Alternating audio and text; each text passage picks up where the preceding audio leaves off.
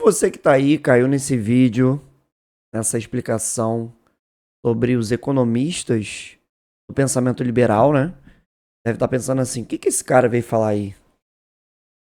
Então, o que tá falando é o professor Anderson, tem muita experiência com turmas militares.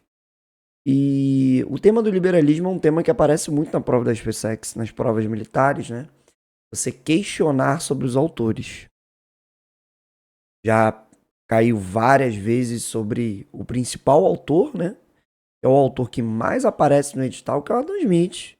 Ou Adam Smith, é a pronúncia correta, o escocês Adam Smith, que traz a grande obra, que é considerada a pedra fundamental da base econômica ocidental, que é a Riqueza das Nações.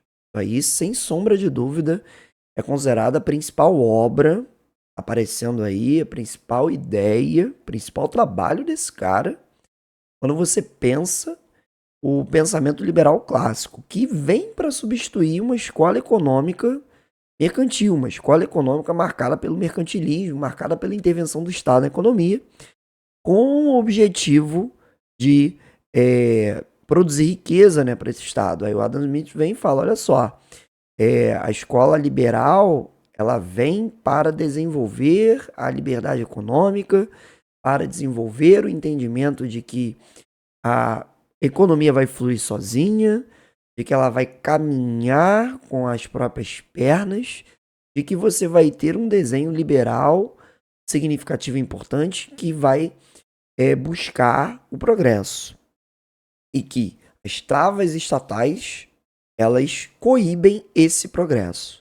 Então o Adam Smith vai ser o cara da mão invisível no mercado, vai ser o cara da livre concorrência, mesmo vendo depois, séculos mais tarde, que a livre concorrência não é tão livre assim quando você pensa que os grandes consomem os pequenos e monopolizam.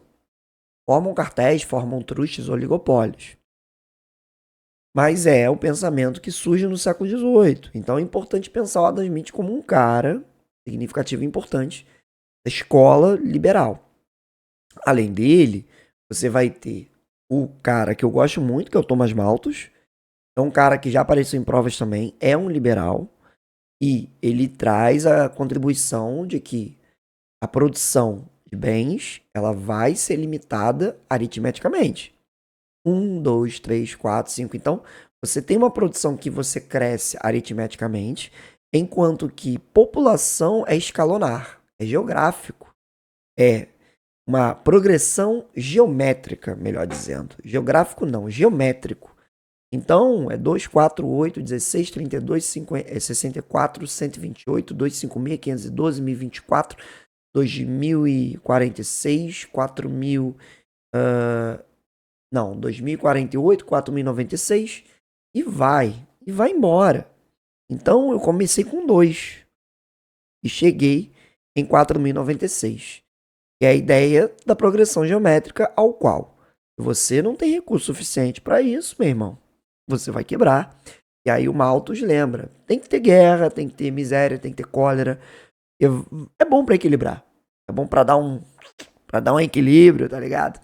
Então é interessante pensar a contribuição do Malthus, né, nesse sentido.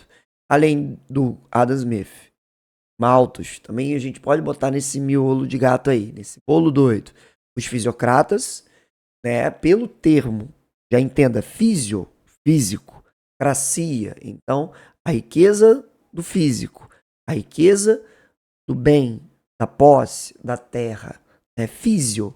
Então, vem de físico. E aí você tem o Quesnay, o Gournot, o Turgot, por serem franceses, por ter uma realidade ao qual eles observam ligada ao campo, são homens que estão pensando aquela realidade. Então, não dá para eles visualizarem o que o Adam Smith, o que o Malthus, o que o Ricardo e o Stuart Mill estão vendo na Inglaterra, que é comércio, pungente, aquela coisa loucura rolando, entende? Então a gente não pode pensar esses caras, julgar esses caras, tipo, nossa, eles estão pensando na Terra ainda. Não, porque é a realidade que eles vivem. Então, os fisiocratas franceses que vão viver isso. E, como eu falei, vai ter o Ricardo que vai falar da importância da construção do valor dos bens a partir do salário e custo de produção. Então o Ricardo enxerga isso, faz essa leitura de que o bem ele tem um valor atrelado ao salário e por isso, e aí você pega a mão invisível no mercado, aí você busca reduzir salário o máximo possível e aí você consegue dessa forma reduzir custos. E para fechar você tem o Stuart Mill, que já apareceu com mais força no edital, não aparece tanto. É um liberal que já tem alguns autores que veem ele como uma transição para a escola socialista. Porque ele já fala em justiça social, já fala que se continuar desse jeito vai dar problema. Ele já reconhece a produção de miséria humana a partir do liberalismo clássico. Ele já começa a criticar o próprio liberalismo. Então é interessante pensar que tem autor que fala que ele é uma transição.